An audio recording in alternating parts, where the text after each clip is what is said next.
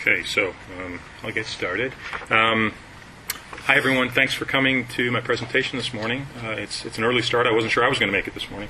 I'm Mark Andrew James, and I'm an associate professor of applied linguistics at Arizona State University. And today I'm going to talk for 20 minutes about recent work that I've been doing on learning transfer in EAP education.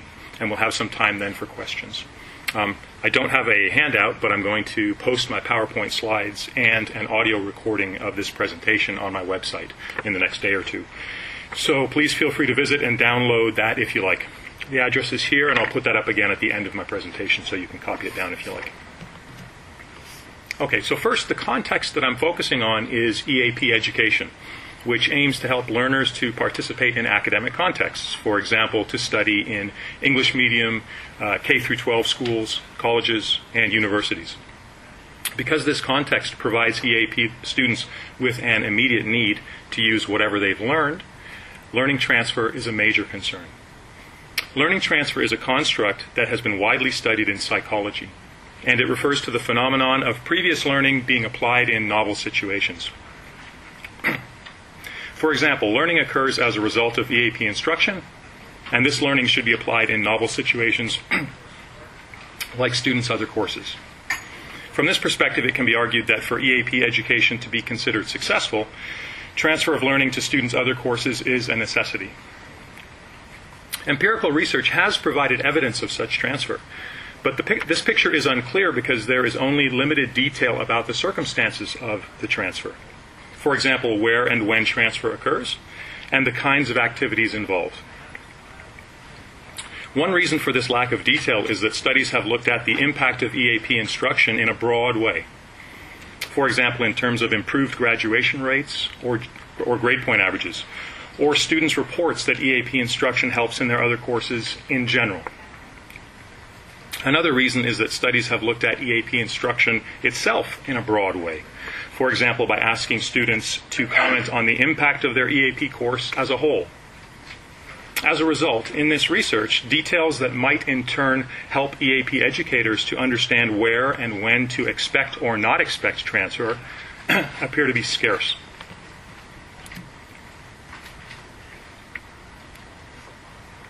One way to help fill this gap is to make use of a tool called the transfer taxonomy, which was developed about 10 years ago by a pair of transfer researchers in psychology.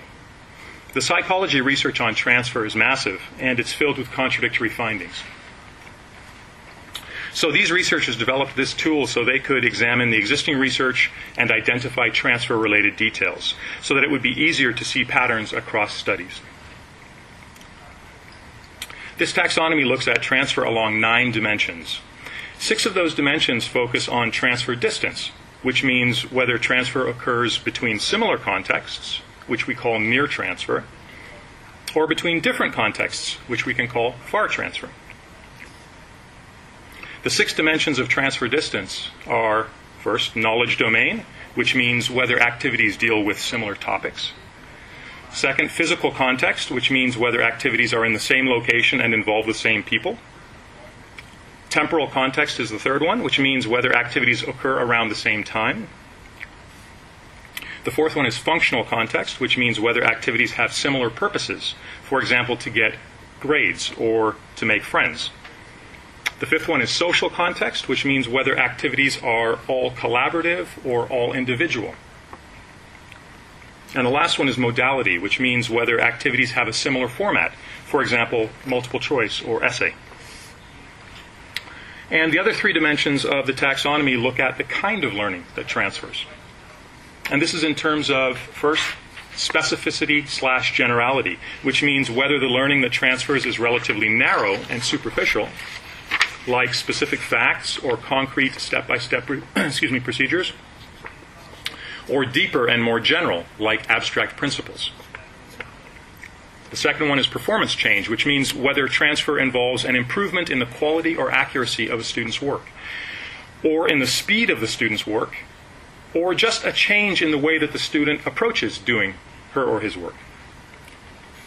And the third one is memory demands, which means whether transfer is elicited through some kind of hints or instructions that ask students to recognize what they have learned.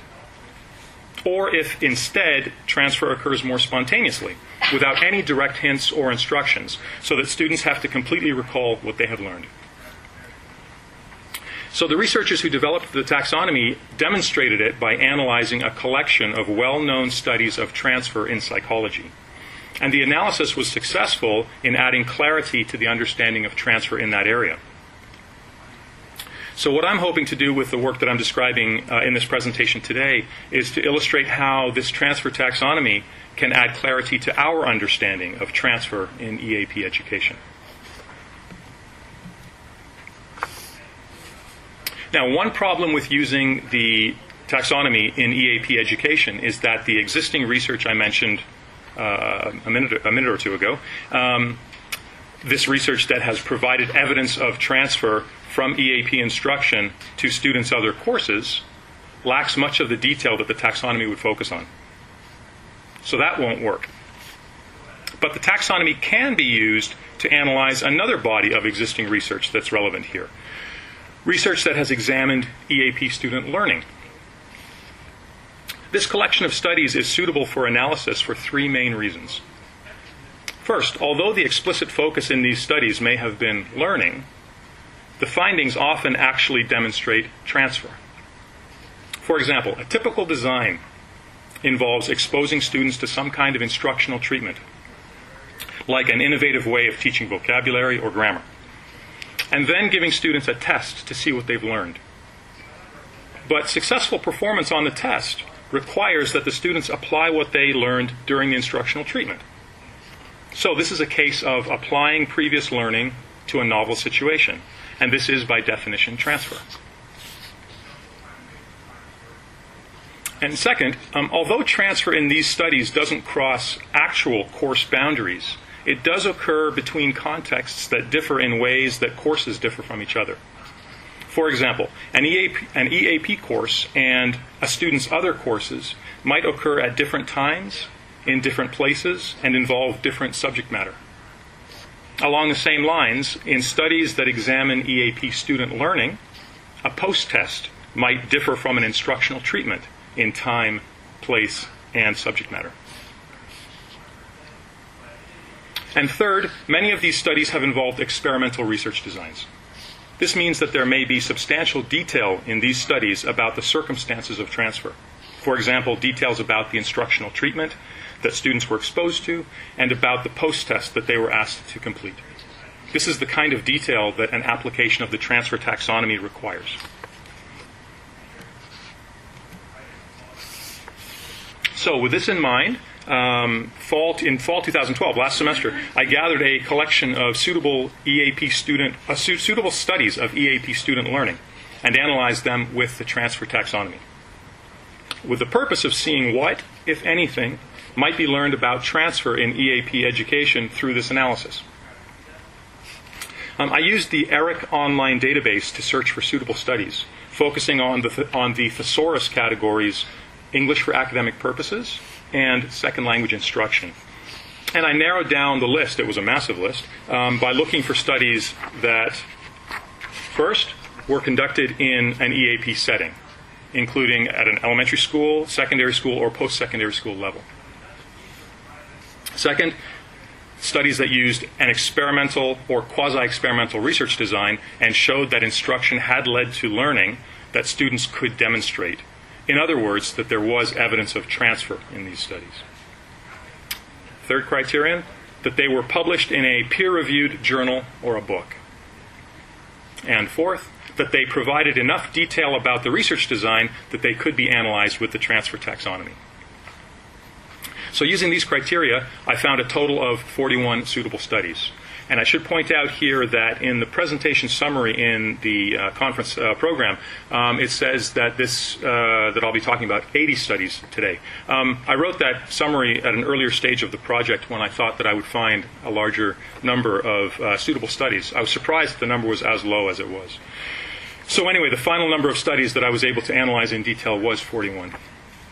And analysis involved looking for research design details related to each of the 9 dimensions of the taxonomy, and then putting each study into one of 2 or 3 categories for each of those dimensions.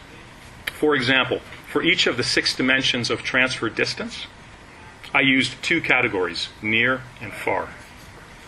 So if, for example, a study had a post-test that looked similar to an instructional treatment in terms of subject matter, for example, I categorized it as near for subject matter, for that subject matter dimension.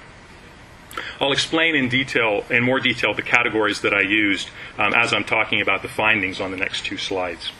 And with several studies, I couldn't find sufficient detail for 1 or 2 of the dimensions, of the 9 dimensions. So I categorized the study as unsure for that dimension.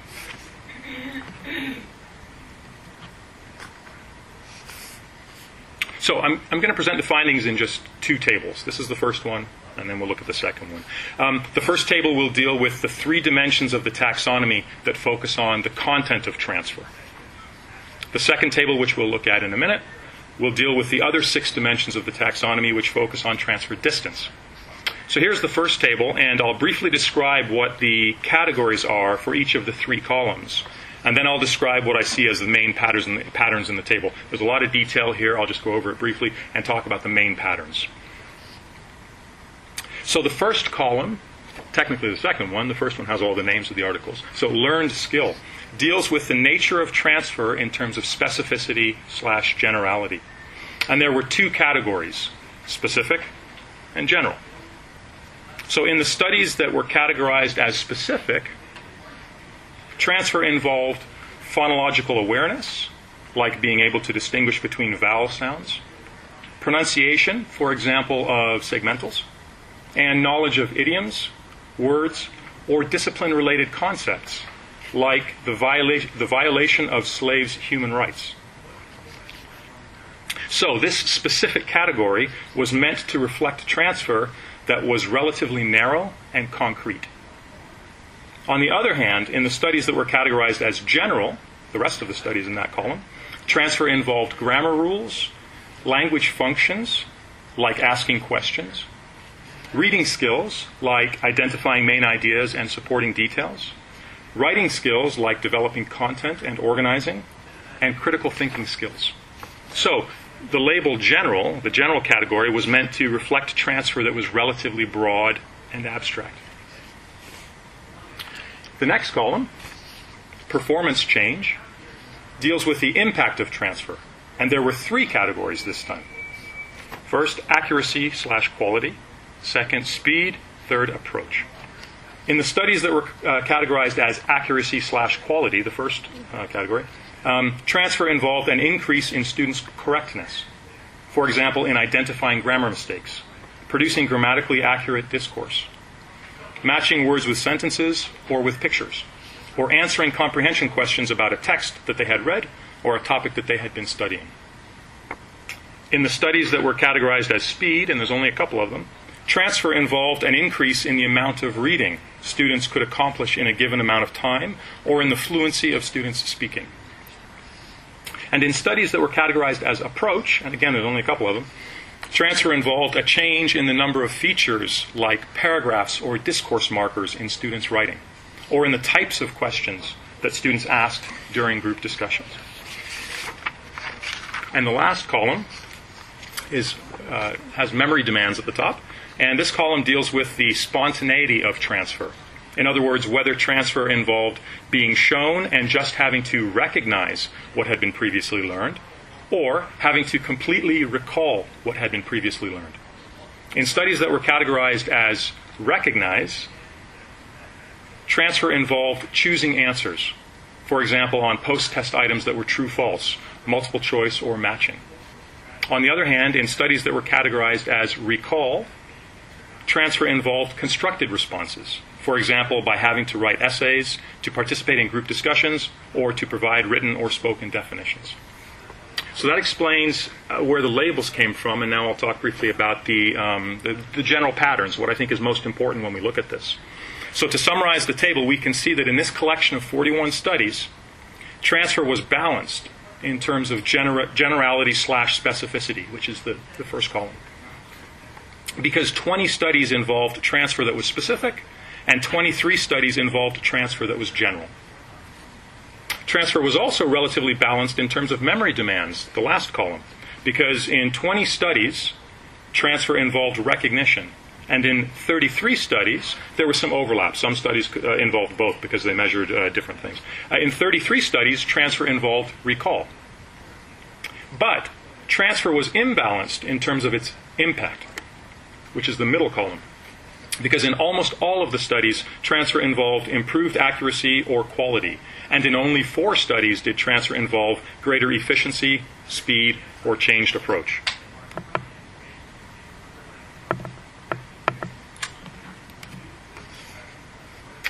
Okay, and this is the last part of the findings. This is the second table, and this deals with the findings of the analysis related to the remaining 6 dimensions of the taxonomy, which deal with transfer distance. For each of these 6 dimensions, there are only 2 categories, near or far. Near means that teaching and testing are similar, and far means that teaching and testing are different. So the first column in this table is knowledge domain, and that deals with topic. And studies were categorized as near if the teaching and testing activities involved similar topics. For example, they were both related to current events, or social issues, or personal experiences. Studies were categorized as far if teaching activities involved topics, but testing activities were decontextualized. For example, just asking students to give definitions of words, or vice versa. Teaching was decontextualized and testing involved some kind of a topic. The second column is physical context. It deals with the location and people involved. So studies were categorized as near if it was stated that teaching and testing activities had occurred in the same context, or if such an inference could be made, if I could make such an inference. For example, because the study occurred in an existing course, so it was likely that the course instructor had done the teaching and the testing. Studies were categorized as far if teaching and testing activities had occurred in different locations or were overseen by different individuals. One study was placed in both categories because transfer had occurred on 2 different post-tests, one immediate and one delayed, and these post-tests occurred in different locations. The third column, temporal context, deals with the interval of time between teaching and testing activities. Studies were categorized as near if transfer occurred immediately at the end of the given period of instruction. Studies were categorized as far if there was a delay between the end of instruction and transfer. The delays ranged from 1 week to 10 weeks, and some studies were placed in both categories because transfer had occurred on an immediate post-test and a delayed post-test. The fourth column, functional context, deals with the purpose of teaching and testing activities. All studies were categorized as near because students had been told that the purpose of teaching and testing activities was research, or because it was likely that the students saw the purpose of teaching and testing as similar, for example, because the study took place in an existing course. The fifth column, social context, deals with the collaborative versus individual nature of teaching and testing activities. Studies were categorized as near if it was stated that teaching and testing activities both involved collaborative work or both involved individual work, or if I could make such an inference because, for example, the kind of activities that were used, like writing essays, is commonly done individually. Studies were categorized as far if learning appeared to be in only a collaborative format and testing appeared to be in only an individual format. And finally, in the sixth column, modality, this deals with the type of activity involved. Studies were categorized as near if teaching and testing both focused on similar closed-ended activities, like multiple choice questions, or both focused on similar open-ended activities, like writing an essay about a topic, or both involved similar combinations of closed and open-ended activities. Studies were categorized as far if teaching and testing involved different kinds of activities, for example, open-ended activities versus closed-end activities, or vice versa. So that's a lot of detail there. Now, what's most important here is the patterns that emerge. I've used colors here because the patterns were a little bit harder in this table to see than the first. So to summarize this second table, we can see that in this collection of 41 studies, transfer was both near and far. Though far, which is in green, was less common. Looking at the columns, of the 6 dimensions, far transfer occurred the most with modality in about half of the studies on the far end of the table. But far transfer was much less common with the other dimensions, and it didn't occur at all with functional context. Also, looking across at the rows, in any given study, the number of dimensions on which transfer was far tended to be small. In almost 1/5 of the studies, transfer was not far on any dimensions. And in most of the other studies, transfer was far on only 1 or 2 dimensions. Okay. So what does this application of the transfer taxonomy mean? First, it shows not only that instruction can result in transfer with EAP students, but that such transfer can involve various learning outcomes, including those that are relatively specific, like knowledge of words and phonemes, as well as those that are more general, like knowledge of grammar rules, and reading and writing grammar rules and reading and writing strategies. Second, transfer can have a positive impact on the quality/accuracy of students' work, but it's less certain that such transfer can influence the speed of students' work or the way that students approach their work. Third, transfer can occur when students are asked to recognize what they've learned, but also when greater demands are placed on their memories and they are asked to recall what they've learned. And finally, transfer can occur across varying distances. In other words, when learning and transfer situations appear to be very similar, but also when learning and transfer situations may differ in one or more key ways. This application of the transfer taxonomy, therefore, has revealed much about what's possible for transfer in EAP education. And in terms of implications, these findings point to questions that can be addressed in future empirical research. For example, whether EAP students transfer general knowledge farther than specific knowledge, or whether they transfer learning when the distance is far on not just 1 or 2 of the taxonomy's dimensions, but on most or all of these dimensions. These findings point to pedagogical suggestions too. For example, to build on the prevalence of near transfer that we saw here, by designing EAP instruction to be similar to students' other courses in as many ways as possible. And also, for us to be cautious about expecting transfer when EAP instruction differs from target contexts in numerous ways. And as for limitations of this investigation, although the collection of studies was chosen systematically, it's possible that some potentially relevant studies were missed. Also, the use of 2 or 3 categories for each dimension is consistent with the way that the taxonomy was originally used by its developers, but such an approach does mean that some detail inevitably gets set aside. But despite these and other related limitations, I think this investigation has helped to shed some useful light on this interesting and important topic, and I'm looking forward to seeing how future research will build on this. So that's all for me. Thank you, and if we have any questions, I'd be happy to answer. Thank you.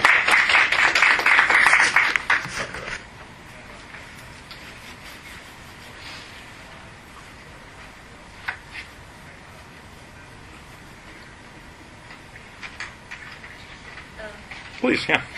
I work in an EAP situation, and we really are concerned about the lack of transfer, or that the lack of observation of students' transfer of skills to other courses or across courses.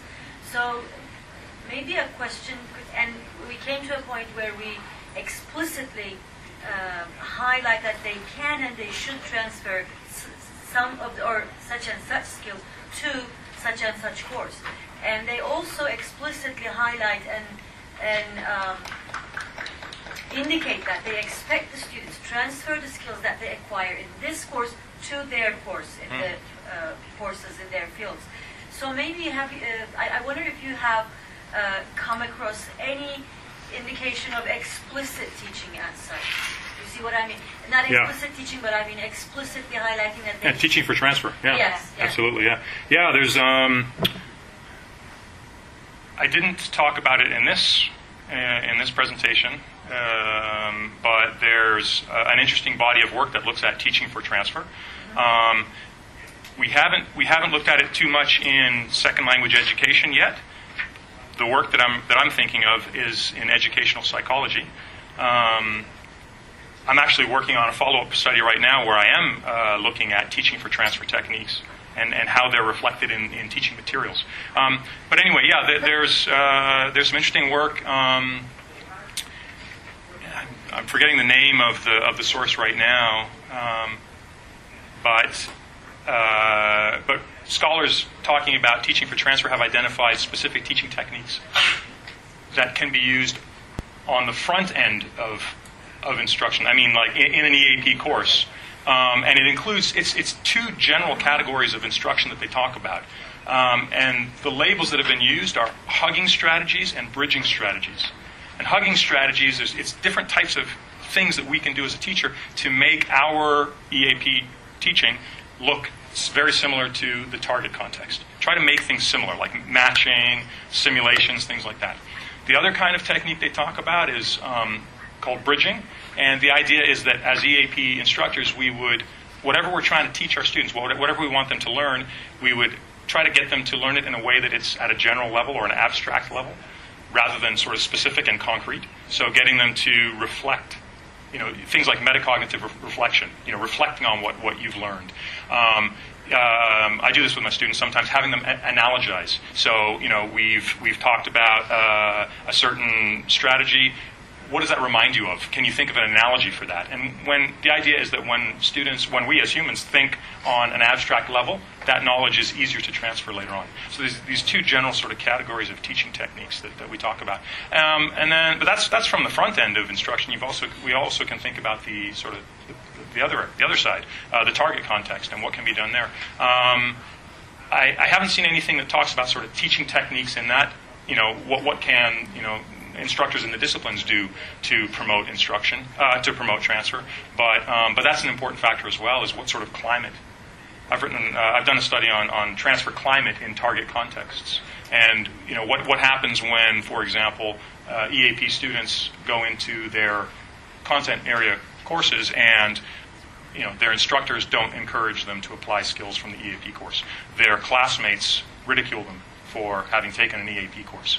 This creates a negative transfer climate, and that can be damaging to transfer. So there's some interesting stuff that looks at transfer from these multiple angles. I haven't talked about those things so much here, but it's out there. And if you have any questions about, anyone has any questions about specific sources, send me an email. I'd be happy to send you a list of specific sources in these other areas, because there's some really interesting stuff. Yeah. Okay.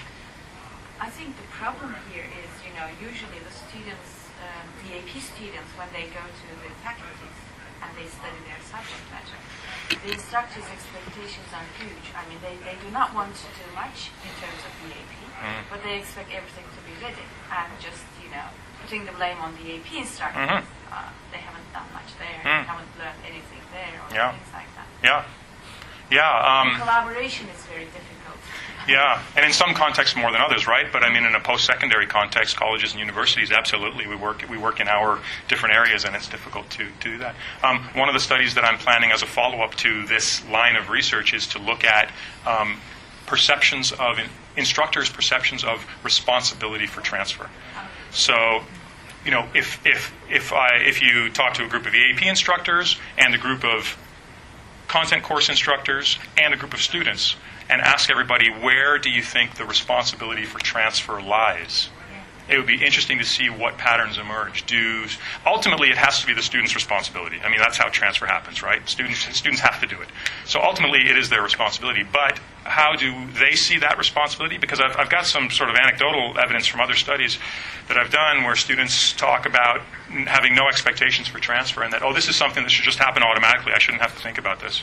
But likewise, what happens from the teacher's perspective on both ends? Who thinks that? Who thinks who is responsible for transfer? I think it's a good question. Yeah. Am I out of time? What time does the next one start? 5 minutes. I'll stop here. Please feel free, if you have any other questions, please feel free to contact me by email. Thank you.